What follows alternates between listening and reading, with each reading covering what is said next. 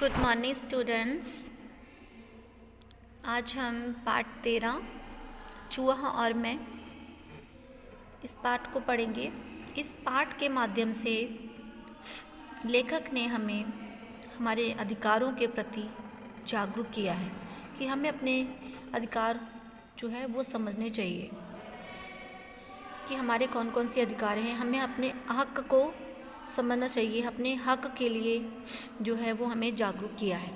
तो आइए हम इस पाठ के माध्यम से जानते हैं कि हमारे क्या अधिकार हैं और हमें कैसे जागरूक होना चाहिए।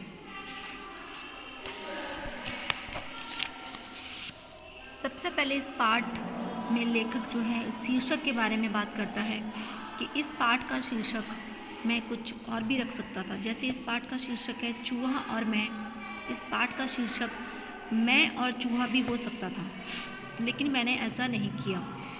क्यों? क्योंकि मैं खुद को चूहे से जो है बहुत नीचा समझता हूँ, यानी चूहा मेरे से ज़्यादा है। यानी मेरा अहंकार जो है, मेरा गर्व जो है वो यहाँ पर आकर चूर चूर हो जाता है कि जब मैंने देखा कि चूहा किस तरह से अपने अधिकार के लिए जी रहा है और मैं तो कुछ भी नहीं हूँ। आज का आदमी जो है वो अपने अधिकारों के लिए कुछ नहीं करता, तो इसलिए मैंने इसका शीर्षक चूहा और मैं रखा, ना कि मैं और चूहा, क्योंकि मैं चूहे से पहले नहीं आता हूँ, क्योंकि मैं अपने अधिकारों के प्रति सतर्क नहीं हूँ। तो लेखक बात करता है, अब बताता है उस चूहे के बारे में कि किस तरह से उस चूहे ने उसे उसके अधिकारों के प्रति जागरूक किया। उसने बताया कि उसके घर में एक बहुत ही मोटा चूहा है। जब उसके छोटे भाई की पत्नी जो है घर में थी तब जो है खाना बनता था, लेकिन किसी पारिवारिक दुर्घटनाओं के कारण सब लोग इस घर से बाहर चले गए।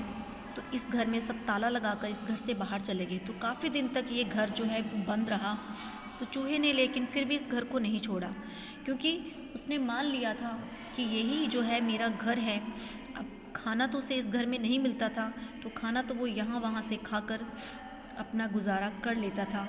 तो वो किसी तरीके से जी रहा था, लेकिन उसने इस घर को नहीं छोड़ा। लेकिन जब लेखक जो है काफ़ी दिनों के बाद, लगभग 45 दिनों तक ये घर बंद रहा, और उसके बाद जब लेखक जो है घर वापस लौटा, उसने खोला, देखा कि चूहे ने काफ़ी जो है नुकसान किया है। उसने क्रॉकरी जो है फर्श पर गिराकर सब फोड़ डाली है, लेकिन वो खाने की तलाश में इधर उधर भड़बड़ा रहा था। लेकिन फिर भी वो जिंदा था, क्योंकि उसे पड़ोस से कहीं कुछ खाने को मिल जाता होगा, इसलिए वो जीवित था।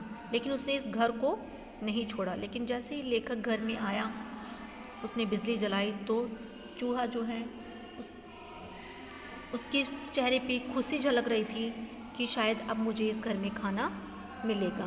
तो वो आनंद से पूरे घर में घूम रहा था। तो लेखक को भी ये देखकर बहुत ही अच्छा लगा, पर घर में खाना बनना शुरू नहीं हुआ, क्योंकि लेखक अकेला था और उसकी बहन जो पास में रहती थी उसके यहाँ लेखक खा लेता था। दिन में वहीं खाता था और रात को उसके लिए डिब्बे में खाना आता था। तो चूहा जो है वो फिर से निराश हो गया कि ये कैसा आदमी है, घर में रोशनी भी है पर खाना नहीं है। अब वो यहाँ वहाँ जो है खाने के लिए दौड़ रहा था। बिखरे दाने शायद उसे रोटी के मिल जाते, वो यही सोचता।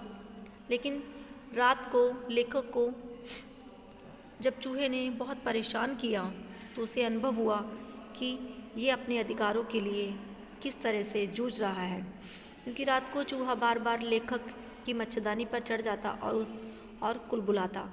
इससे जो है लेखक की नींद जो है उसमें बहुत ज़्यादा विघ्न आता, उसकी नींद टूटती। अब बार बार उसे भगाता, लेकिन फिर भी वो उसके सिर के पास हलचल करता। लेकिन पता नहीं उसे पाँव की समझ कैसे आई। वो उस पाँव के पास नहीं जाता, सिर्फ सिर की तरफ ही आता और वहीं हलचल करता। और एक बार तो वो मच्छरदानी में भी चला गया। तो इस तरीके से लेखक जो है बहुत परेशान था कि मैं किस तरह से इसे भगाऊं, मार दूं। अगर मैं मार दूंगा तो ये कहीं किसी अलमारी के नीचे मर जाएगा, सड़ जाएगा, और इससे बहुत ज़्यादा घर में दुर्गंध आएगी। तो उसे अलमारी के नीचे से निकालना भी बहुत ही कठिन होगा। तो इस तरीके से उसने उसके लिए एक तरकीब सोची कि आखिर में इसको खाना चाहिए। उसे लगा कि ये भूखा है, इसे खाना चाहिए, इसलिए ये मेरी नींद में विघ्न डाल रहा है। तो उसने जो है देखा कि किस तरह से वो अपने अधिकारों के प्रति सचेत है, जागरूक है।